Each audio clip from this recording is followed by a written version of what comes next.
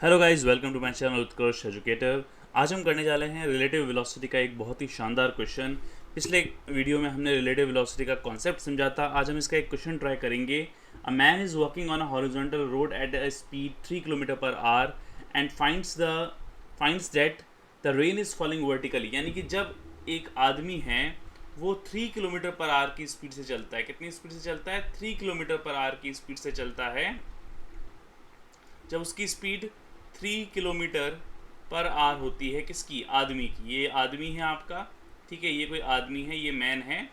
ये 3 kilometre per hour की speed से चलता है। तो उसको बारिश जो है, उसको जो रेन जो है वो वर्टिकल नज़र आती है। कैसी नज़र आती है? वर्टिकल नज़र आती है। एक मिनट, इसको कलर चेंज करके मैं आपको बता देता हूँ, ठीक है।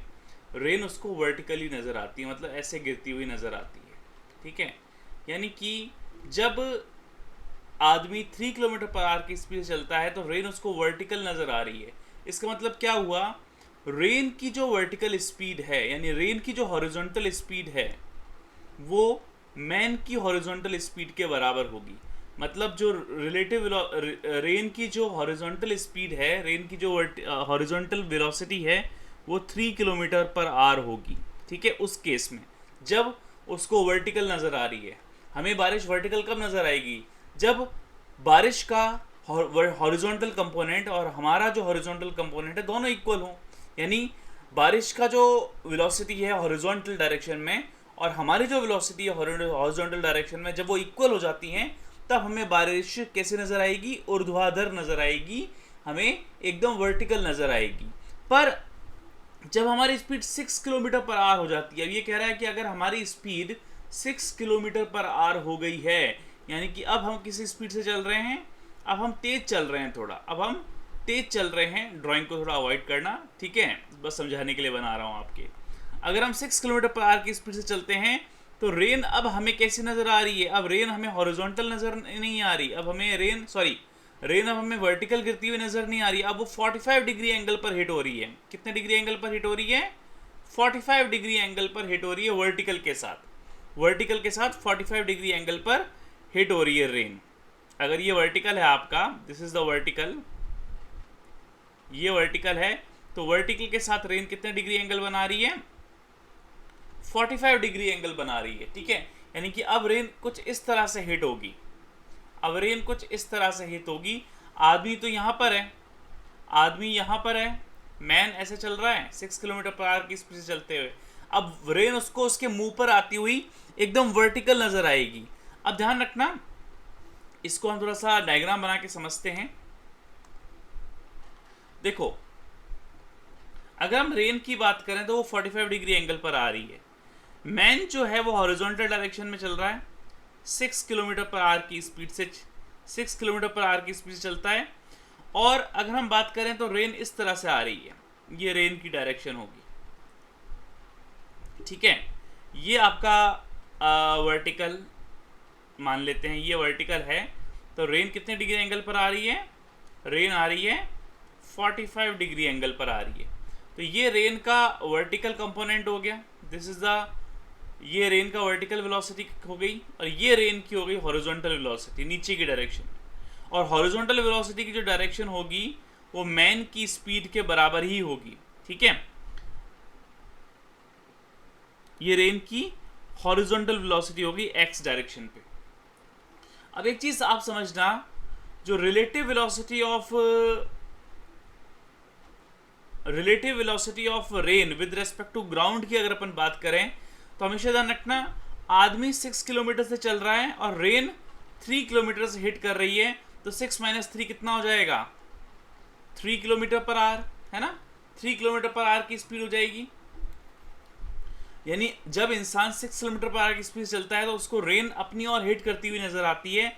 तो आदमी जो है उसकी स्पीड ज़्यादा होगी क्योंकि वो तो तेज स्पीड से चल रहा है, तभी तो उसको रेन अपनी तरफ हिट करती हुई नजर आ रही है। रेन पीछे जा रही है और आदमी आगे आ रहा है। इसका मतलब ये है कि 6 माइनस 3, तो relative velocity of rain with respect to ground कितनी हो जाएगी?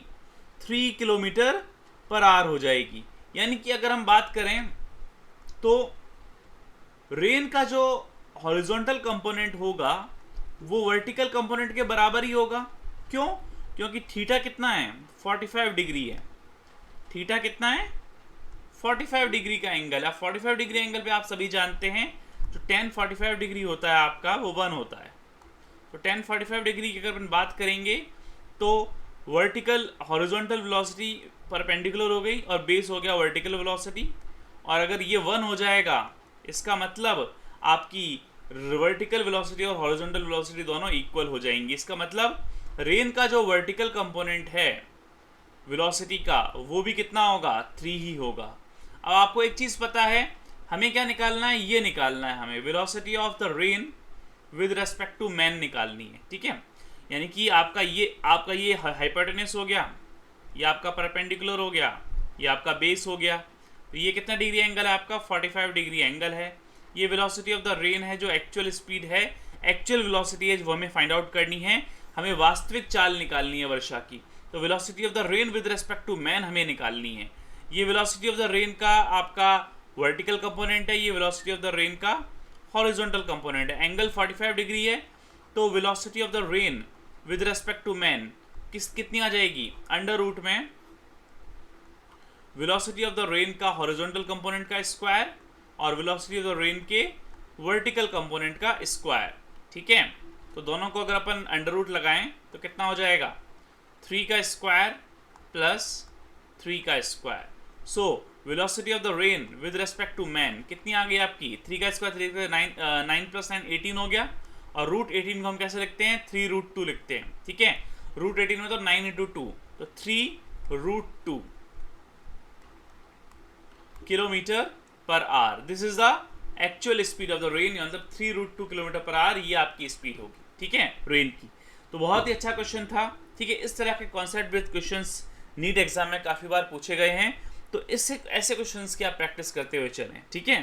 खास तौर पे रिलेटिव वेलोसिटी में आपके जो रेन की प्रॉब्लम्स हैं, आपके जो स्विमर की प्रॉब्लम है, और जितने भी रिलेटिव वेलोसिटी के क्वेश्चंस हैं, जेट वाले क्वेश्चंस हो गए, ठीक है, जेट की speed with respect to ground, jet की speed with respect to observer, तो इस तरह के क्वेश्चंस आपको प्रिपेयर करके रखने हैं, ठीक है। नेक्स्ट वीडियोस में मिलते हैं और भी नए क्वेश्चंस के साथ। Thanks for watching and keep practising.